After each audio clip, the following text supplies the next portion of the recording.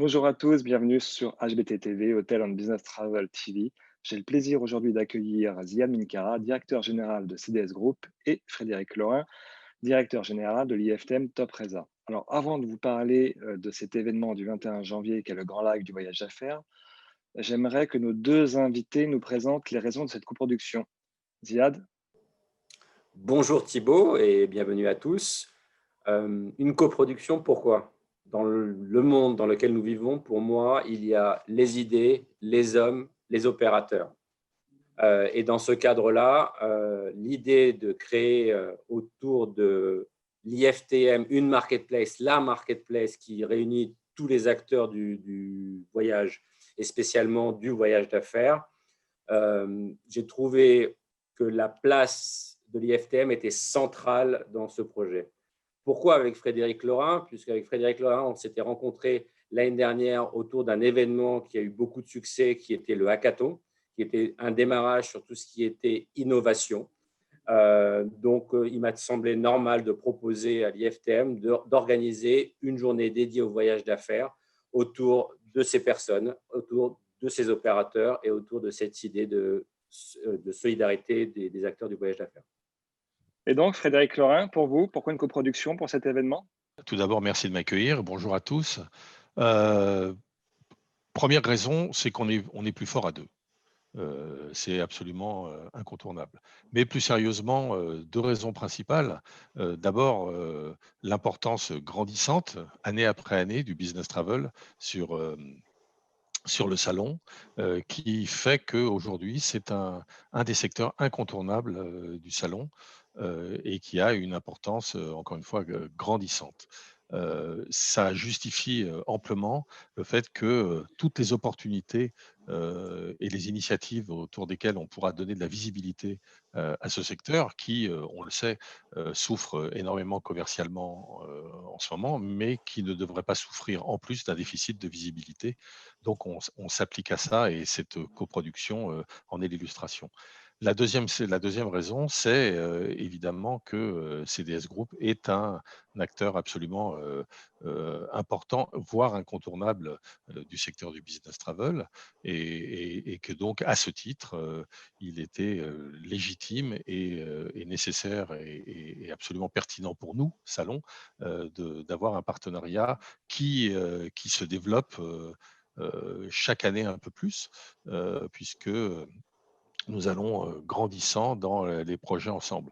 Et puis, last but not least, comme disaient nos amis anglais, l'humain étant quand même au centre de tout ça, la relation avec CDS Group est une relation de fidélité, de confiance, qui fait que ce partenariat de qualité s'inscrit de manière pérenne dans l'avenir. Alors Ziad, cet événement est original, il est nouveau. Concrètement, de quoi s'agit-il et en quoi cet événement sera original dans le paysage du business travel à la rentrée?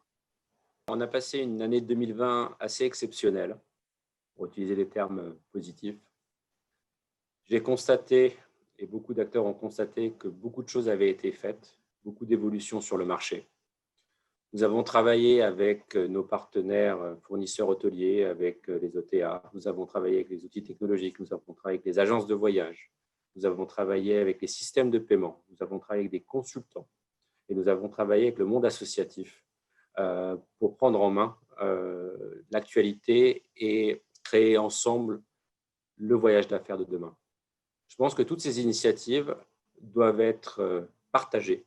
Donc, c'est un événement que je considère solidaire, une vraie journée de place de marché de l'ensemble des acteurs qui vont partager autour de spécialistes les actions qui ont été menées et leurs visions à venir. L'originalité subsiste dans le fait que nous avons l'ensemble des acteurs autour des mêmes tables rondes. Systématiquement, nous avons toujours des thématiques avec un représentant par marché. Nous avons voulu réunir l'ensemble des associations autour d'une même table ronde. Et nous sommes heureux que les associations, la GBTA, l'AFTM, l'APK sur la sphère publique et le think tank Marco Polo aient validé leur présence. Nous avons également réuni l'ensemble des acteurs, des consultants qui ont rencontré l'ensemble des prestataires. Et également, ils ont répondu présents. Et bien évidemment, nous avons repris les fondamentaux de l'IFTM et notamment le baromètre piloté par EPSA qui ouvrira cette journée. Donc en ça, effectivement, c'est une journée de solidarité et de communication pour montrer que nous autres acteurs du voyage d'affaires, non seulement nous sommes résilients, mais nous travaillons ensemble pour apporter des solutions et une vision de l'avenir sur le déplacement professionnel. Frédéric Laurin, on le sait, l'IFTM Top Resa est au centre de l'industrie du voyage d'affaires. On le sait également, cette année était très particulière. Comment, en tant que salon, vous vous placez pour assurer une visibilité qui est plus que jamais nécessaire pour l'ensemble des fournisseurs du voyage d'affaires et qui ont aujourd'hui besoin d'exister et de communiquer auprès de leurs cibles? Comment vous vous placez dans cette dynamique aujourd'hui? Eh bien, on se place dans une dynamique de rebond, comme beaucoup. Jusque-là, rien de très original. Alors, c'est vrai que, rappelons-nous que la vocation première du salon IFTM, c'est de rassembler, c'est de fédérer tous les acteurs du tourisme, quels qu'ils soient du loisir ou du business travel. Alors aujourd'hui, notre sujet, bien entendu, c'est le business travel. Et nous avons réfléchi à la manière de donner et d'apporter au cours de cette période compliquée pour tous, de la visibilité à notre marché et notamment au business travel, puisque comme je le disais précédemment, le business travel prend une place de plus en plus importante dans le salon. C'est pourquoi nous avons une initiative digitale, comme beaucoup de gens, un peu différente, cela dit, puisqu'il s'agit d'une initiative qui s'appelle les ateliers d'IFTM et qui va, pour vous la faire courte, se matérialiser sous la forme d'une web TV avec des émissions régulières chaque semaine entre janvier et mai d'une quarantaine de minutes et qui vont reprendre les grandes thématiques que nous pourrions retrouver sur le salon lorsque, par chance, il se tient de manière physique. Évidemment, il y aura à l'intérieur de ces tables rondes la part belle sera faite au business travel et je vous invite d'ailleurs à vous inscrire à ces tables rondes à partir du 12 janvier prochain. Voilà un peu les dispositifs mis en avant pour donner, encore une fois, la visibilité que le secteur mérite, la visibilité que le business travel mérite dans notre communauté. Ziad, Frédéric, je vous remercie pour vos éclairages.